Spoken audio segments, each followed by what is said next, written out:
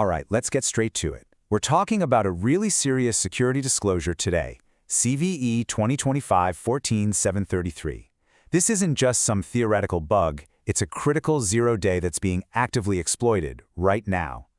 The goal here is simple, to give you a 60-minute action plan, a checklist, to get your network perimeter locked down before it's too late.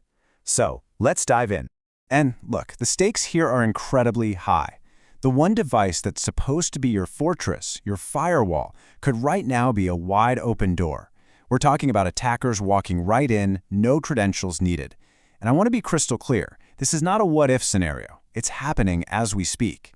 So, why the rush? Well, here's the number that should get your attention. The official CVSS score for this is a 9.8 out of 10. That's about as critical as a vulnerability can possibly get. What that number really means is that it's super easy for an attacker to exploit from anywhere in the world, and the impact is devastating across the board. Your data, your systems, your entire network's availability. Okay, so to get a handle on this, we're going to follow a really clear incident response plan.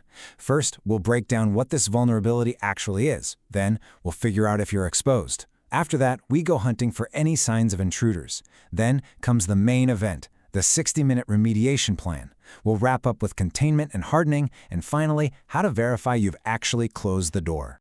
All right, first up, let's dissect this thing. You know, you can't really defend against an enemy if you don't know how they operate, so understanding the anatomy of this zero-day is absolutely the key to building a solid defense. Okay, so what is this thing at its core? It's a memory corruption flaw. Think of it like this. An attacker tricks a process into writing data where it shouldn't, like scribbling in the margins of a book and overwriting the actual story. This specific bug lives in the IKT process. That's the engine that builds all your secure VPN tunnels. And the end result? An attacker can run whatever code they want on your firewall without ever needing a password. And the way they do it is, well, it's almost insultingly simple. Step 1, the attacker lobs a specially crafted data packet at your firewall. Step 2, the IKID process fumbles it before it even asks for a password. That's the key right there, the pre-auth part. That fumble corrupts the memory, which leads to Step 3. The attacker gets to run their own code on your firewall. No clicks, no passwords, nothing. And this is where it gets really scary. Your firewall, your protector, is now a launchpad for the attacker to pivot into your internal network. Once they're in, they can read your traffic, rewrite your security rules, and, this is the big one, steal credentials and secrets right off of the device. That gives them a permanent key to your kingdom. Okay, that brings us to the question that's probably on everyone's mind right now. Am I exposed? Let's find out, right now. The path forward is super clear. You need to pull up your device inventory and check it against this table, like right now. If you're on an affected version, you have to upgrade, no question. And see that 11x branch? That's the real danger zone. It's end of life, which means there is no patch. Those devices have to come off your network, period. But it's not just about the version number. Your configuration matters a lot. If you're running IKv2 for mobile users or for branch offices with dynamic gateways, you're in the hot seat. But here's the really tricky part, what we're calling shadow risk. You might think you're safe because you deleted those profiles, but nope. The vulnerability can still be there, lurking in the background, if you have other static VPNs configured. It's a nasty little gotcha. Okay, so now we know what makes us vulnerable. Let's shift gears and go on the hunt. How can you tell if someone's already knocked on this open door and let themselves in? And let me be absolutely clear about this. This is not a drill. The vendor themselves, WatchGuard, has confirmed that this is being actively exploited in the wild. That means right now, as we're talking, attackers are scanning the internet and breaking into vulnerable firewalls. The data totally backs this up. There's a tool called the Exploit Prediction Scoring System, EPSS for short. And it's basically a forecast for which vulnerabilities will actually get used by attackers. This one scored in the 97th percentile. To put that in perspective, out of every 100 vulnerabilities out there, this one is more likely to be exploited than 97 of them. So yeah, the threat isn't just possible, it's pretty much a guarantee. So where do you even start looking? You're hunting for what we call indicators of compromise, or IOCs, basically the digital footprints the bad guys leave behind.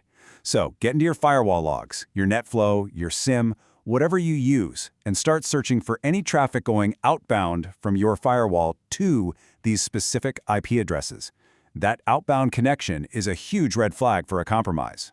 And it's not just about IPs. Keep an eye out for some really specific weirdness in your diagnostic logs. If you see errors complaining about peer certificate chain is longer than 8 or certificate payloads that are way too big, that's a classic sign of someone trying the exploit. Also, don't just write off sudden crashes of the IKED process or a bunch of random VPN login failures. That's not just noise. It could be a serious signal. Okay, we know the threat, we know how to hunt for it. Now for the main event, the part you've been waiting for. This is your 60-minute plan to get this thing fixed, your action checklist. Let's break it down step by step. 1. Confirm you're exposed. Use that version table and check your configs. 2. Patch immediately. This is your #1 priority. If you absolutely can't patch right this second, then move to step 3, which is containment. 4. Go on that hunt for the IOCs we just talked about. 5. And this is critical. Rotate your secrets. Assume you've been breached. And finally, step 6. Document everything. You'll need that proof of closure for your bosses and auditors. I really have to hammer this point home. If you find any sign of compromise, or even if you just have a bad feeling about it, patching is not enough. You have to work under the assumption that the attacker is already inside and has stolen your credentials, your VPN keys, everything. You have to rotate all of your secrets. If you don't, they'll just walk right back in through another door. So what happens if you can't get that patch rolled out in the next hour? It happens. Let's talk about the immediate steps you can take to contain the risk and what to do with those devices you just can't update. Look, if you're stuck waiting for a maintenance window, you can still buy yourself some time and seriously reduce your risk. First, turn off those risky VPN setups, especially the ones with dynamic peers.